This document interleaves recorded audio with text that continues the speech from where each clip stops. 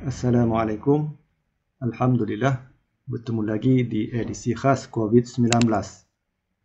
Indonesia juga tunjukkan penurunan ketara kes jangkitan dan kematian, di mana kita tahu bahawa bersama-sama dengan Brazil dan India yang dikongsikan dalam edisi khas sebelum ini, rakyat mereka ini tersangat ramai dan sukar nak jaga SOP berbanding dengan negara kita, Malaysia. Rakyat Malaysia begitu patuh ikut arahan dan peraturan pakai pelitup muka, penjarakan sosial, sanitasi tangan. Inilah fokus edisi khas kali ini.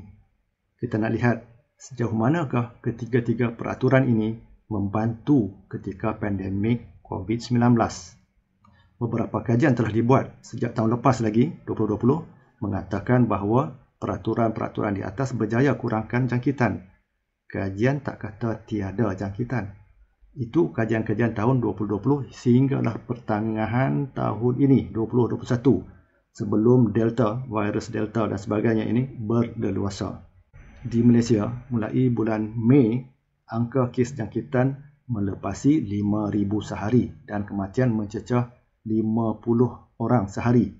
Dan angka ini terus meningkat sekitar 300 orang sehari kini. Kenapakah masih ramai yang dijangkiti, ramai yang mati, di mana rata-rata rakyat ikut ketiga-tiga peraturan yang disebutkan tadi? Maka kita boleh buat hipotesis. Perlu disebut, ini bukan kesimpulan ataupun hasil kajian, ya. Ini adalah hipotesis awal.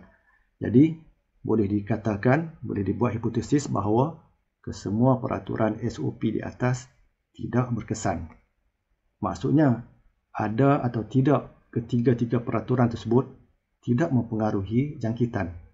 Bagi menyokong hipotesis awal ini, kita lihat satu senario yang mana ketika itu tidak ada peraturan-peraturan di atas untuk kita bandingkan dengan keadaan sekarang di mana kita ada peraturan-peraturan.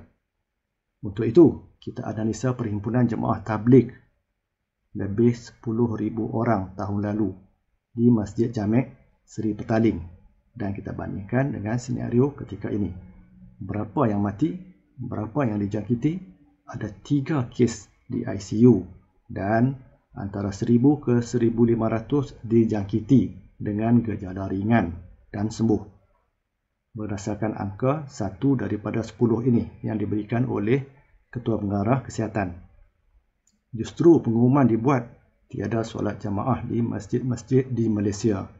Syiar Islam tercabar. Ramai pula ulama yang setuju. Dalam perhimpunan tersebut, mereka tiada penjarakan sosial. Kita tahu. Tiada pelitup muka ketika itu. Makan sekali, tidur sekali dan sebagainya. Tapi hanya 10% lebih kurang dijangkiti dan sembuh. Beberapa orang saja dimasukkan ke ICU dan ditakdirkan mati. Itu pun kerana ada masalah kesihatan dan faktor umur. Seperti mana lazimnya. Ya, saya terlupa sebut ketika itu tiada vaksin. Justru fenomena ini perlu kajian lanjut. Jadikan jemaah tabligh sebagai model kajian. Khususnya 2 persoalan yang perlu jawapan adalah yang pertamanya, kenapa kadar kematian adalah sekitar 0.5 ke 1%. Berdasarkan angka bahawa kematian antara 5 ke 10 orang daripada jumlah keseluruhan 10,000 orang. Dan yang keduanya, kenapa pula tidak ke semua 10,000 orang itu dijangkiti? Kerana mereka berada dalam satu bangunan, dalam masjid. Baik, perlu diingat, tahun lepas 2020, sehinggalah beberapa bulan pertama tahun ini, 2021, kadar kematian masih di sekitar 0.4%. Tapi sejak beberapa bulan ini, ianya naik ke 0.9%, lebih kurang 1%. Apa sebenarnya yang berlaku? Semakin ramai divaksin dan pelbagai peraturan ketat dibuat, lebih ramai pula yang mati. Naik 2 kali ganda, 0.4 ke 0.9%, 2 kali ganda. Saya berharap Kementerian Kesihatan cuba analisa isu ini. Kita ada ramai pakar-pakar di Malaysia yang boleh turut membantu. Sebagai rumusan, kelihatannya kadar kematian lebih kurang sama, iaitu lebih kurang 1%. dalam kalangan jemaah tabligh pada tahun 2020.